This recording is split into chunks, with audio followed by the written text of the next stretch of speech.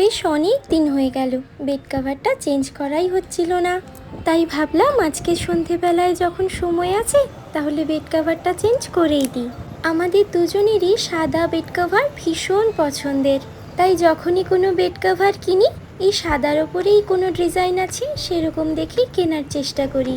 তবে একেবারে ধপধপে সাদাটা সেটা আবার বাড়িতে খুব একটা ভালো লাগে না, তাহলে তো সেটা ঘর আর থাকবে না, হোটেল হয়ে যাবে, তাই না? তাই মোটামুটি হোয়াইটের ওপরেই কোনো কালারিং প্রিন্ট আছে সেরকম দেখেই বেড কাভারগুলো আমরা কিনি। আমাদের বাড়ির জানালাগুলো সব দক্ষিণ দিকে, আর এই তো শুরু হলো গরমকাল, তাই যখনই এই দক্ষিণা বাতাসটা দেয় এত সুন্দর লাগে, সবসময় মনে হয় যেন নদীর পাড়ে বসে আছি।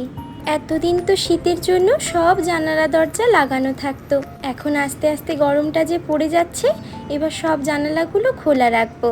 আমি বেড কাভারটা চেঞ্জ করে নিয়েই চলে এসেছি রাতের খাবার বানাতে। একটু তাড়াতাড়ি এলাম কারণ আজকে সময়টা একটু বেশি লাগবে অন্য দিনের থেকে। আজ রাতে বানাবো পরোটা আর চিকেন। তবে আজকে আর ওই চিকেন কষা বা চিলি চিকেন এসব কিছুই বানাবো না। ওই চিকেন রোলের ভেতরে যে চিকেনের স্টাফিংটা দেয় না, ভেবেছি আজকে ওই চিকেনটা বানাবো। আর তোমাদেরকে বলেছিলাম না যে দিদা আমাকে এই পার্পেল বাঁধাকপিটা দিয়েছিল, সেই বাঁধাকপিটাও আজকে চিকেনের মধ্যে একটু দেবো ভাবলাম। বাঁধাকপিটাকে একেবারে কাঁচা না দিয়ে একটু বাটার দিয়ে ভেজে নিয়েছি। তবে কপির ভেতরটা কিন্তু দেখতে খুব সুন্দর।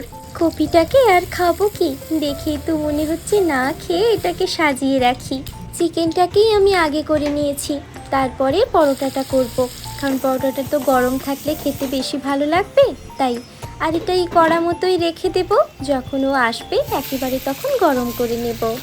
বাড়িতে বেশ কিছুদিন হলো মিঠাই মিটছিল, এটা আর কোনো কিছুর সাথেই খাওয়া হচ্ছিল না, আর অনেক দিন থেকে গেলে তো আবার খারাপ হয়ে যাবে। তাই ভাবছিলাম ওটা দিয়ে কি করা যায়। কথাটা আজকে সকালেই আমি ওকে বলছিলাম, তো সঙ্গে সঙ্গে বলল যে তাহলে তুমি ওটা দিয়ে পরোটা করে ফেলো, আর চিকেনটা তো আছে সেটা দিয়ে কিছু একটা বানিয়ে নিও। তা ওর কথা মতো আজকে পরোটার মধ্যেই মিল্ক মেড দিয়ে ভেজে নিয়েছি। পরোটাগুলো ভাজার সময় আজকে ভীষণ আমার বুড়িমার কথা মনে পড়ছিল, মানে আমি আমার দিদার মায়ের কথা বলছি। যখনই ছোটবেলায় বুড়িমার বাড়িতে যেতাম দিদার সঙ্গে, আমাকে সন্ধেবেলা করে পরোটার মধ্যে চিনি দিয়ে ভেজে দিত, খুব ভালো লাগতো খেতে আমার। আর এখন সেই বুড়িমা আর আমাদের মাঝে নেই, এই কয়েকদিনই হলো আমাদেরকে ছেড়ে উনি চলে গেছেন, তাই আমার দিদার মনটাও ভীষণ খারাপ। তবে আজকে দুটোই খেতে খুব ভালো হয়েছিল, আর আমাদের এমন গল্প আরো অনেক হবে আগে। টাটা।